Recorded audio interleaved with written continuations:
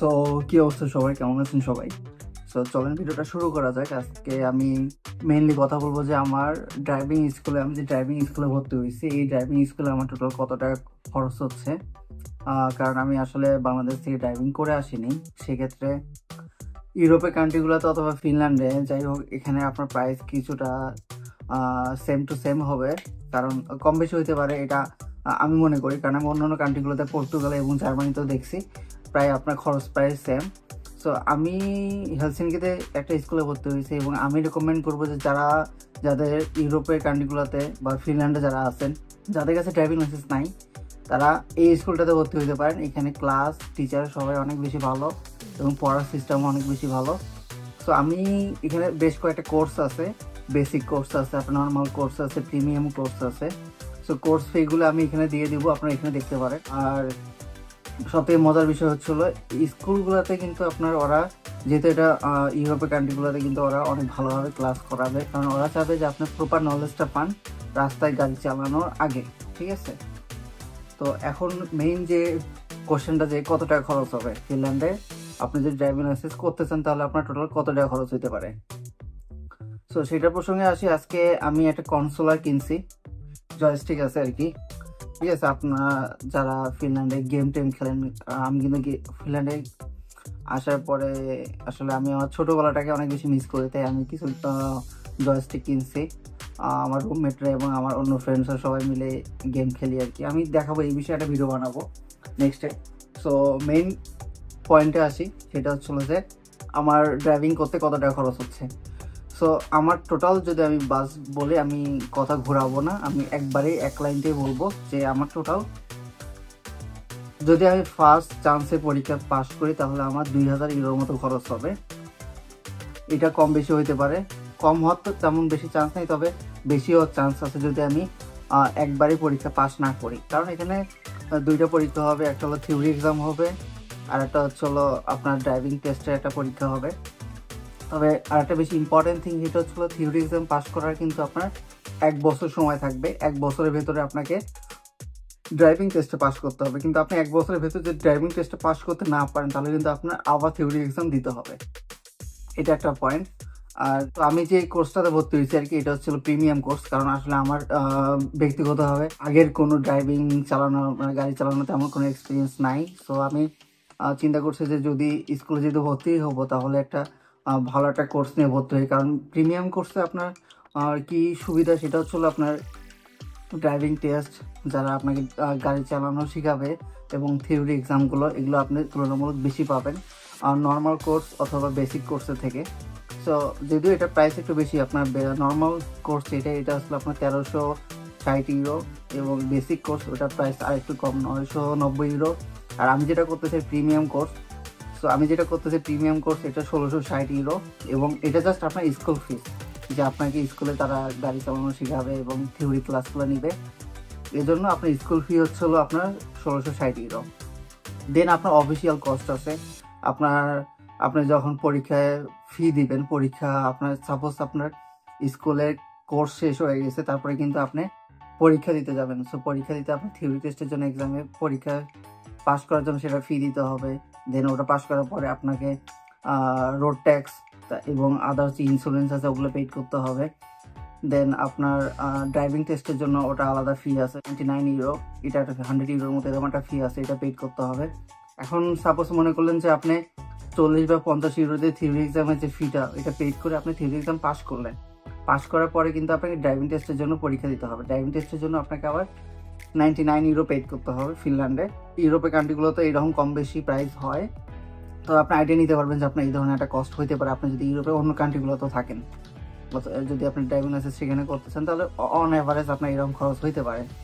So হ্যাঁ, যেটা বলছিলাম আর কি, যে আপনি থিওরি এক্সাম পাস করলেন, দেন আপনি ড্রাইভিংয়ের জন্য পরীক্ষা দিতে গেলেন, সেখানে আপনি 99 ইউরো পেড করলেন, ঠিক আছে? আপনার 99 ইউরো পেড করে যদি আপনি কোনো কারণে আপনার এক্সামিনার যদি আপনাকে ফেল করায় দেয়, তাহলে কিন্তু আপনাকে আবার 99 ইউরো দিয়ে আবার এক্সাম দিতে হবে, ডেট নিতে হবে, ডেট নিয়ে এক্সাম দিতে হবে।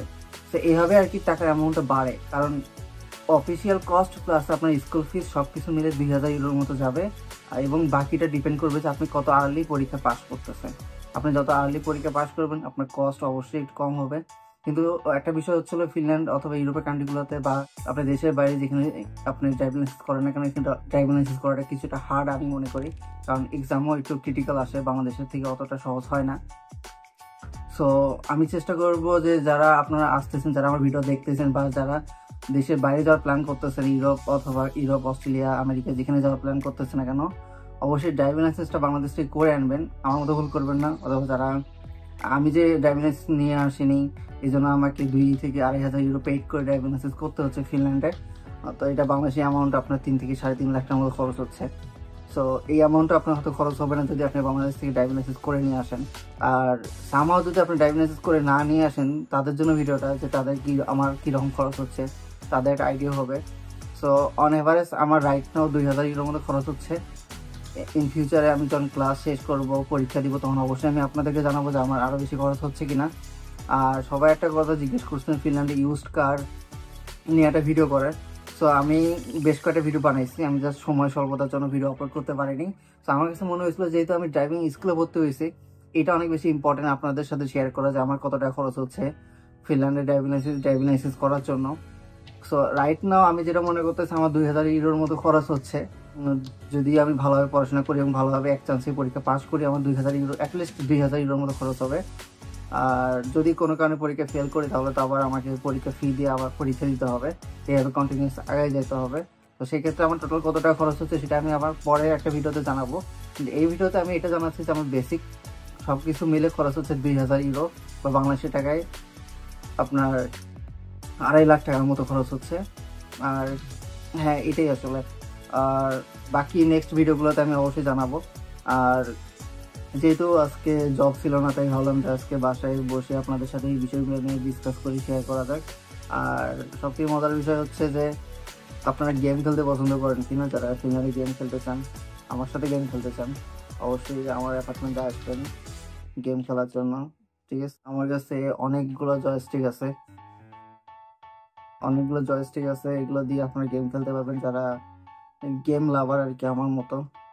ফিফা খেলতে পারেন, তারপরে মডার্ন কম্বাট খেলতে পারেন, ঠিক আছে, জাস্ট টাইম পাস করার জন্য। আসলে ফিনল্যান্ডে আপনার সবসময় কাজ এবং অন্য অন্য জিনিসে ব্যস্ত থাকার কারণে নিজেরাই আসলে সময় দেওয়া হয় না, এবং আশেপাশে যে রুমমেট থাকে তাদের সাথে আসলে সময় দেওয়াটা অনেক বেশি ইম্পর্টেন্ট। কারণ এখানে আসলে আপনি ফিনল্যান্ডে যখন আপনার ফ্যামিলি ছেড়ে এখানে ফিনল্যান্ডে আসবেন, তখন আসলে আপনি একাকিত্বটা এবং লনলিনেসটা ফিল করতে পারবেন। সো আমরা সবাই মিলে এই জয়স্টিকগুলো কিনছিলাম একসাথে গেম খেলার জন্য যখন বাসায় থাকি, যেদিন জব থাকে না। এবং পাশাপাশি আমি আপনাদের সাথে ভিডিও বানানোর চেষ্টা করি, আপনাদেরকে কিছু ইনফরমেশন দেওয়া হচ্ছে আমি কি করতেছি ফিনল্যান্ডে, কত টাকা খরচ করতেছি, কোথায় কি করতেছি। কারণ দেখা যাচ্ছে যে আমার লাইফের সাথে অনেকের লাইফ মিলে যাচ্ছে, যেরকম আমি ফিনল্যান্ডে ড্রাইভিং করে আসিনি, অনেকে হয়তো ফিনল্যান্ডে ড্রাইভিং করে আসেনি, তাদের কীরকম খরচ হচ্ছে, এবং আমি যে স্ট্রাগলগুলো করছি, যেগুলো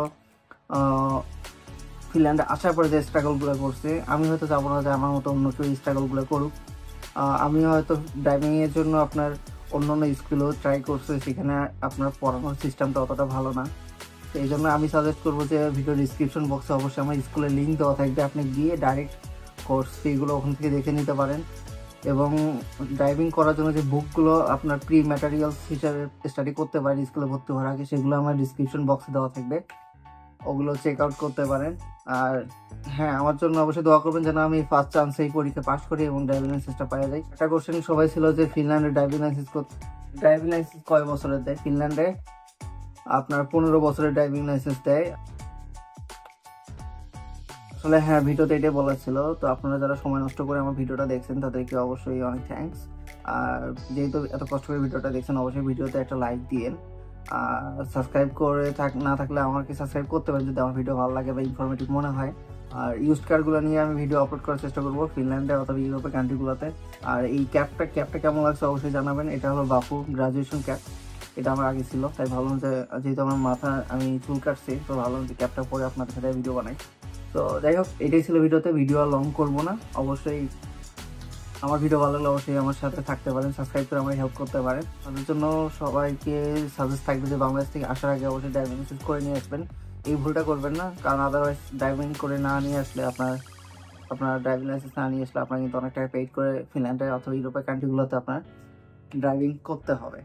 তো যাই হোক, এটাই বলা ছিল আসলে, আর তেমন কিছু বলার নাই। নতুন একটা ভিডিওতে অবশ্যই আমি ইউজড কার নিয়ে একটা ভিডিও করার চেষ্টা করব, অবশ্যই দেখবেন। আর হ্যাঁ, আমার পাশে থাকবেন, আমি কি করতেছি না করতেছি অবশ্যই আমি শেয়ার করবো আপনাদের সাথে। অবশ্যই আবার দেখা হবে নতুন একটা ভিডিওতে।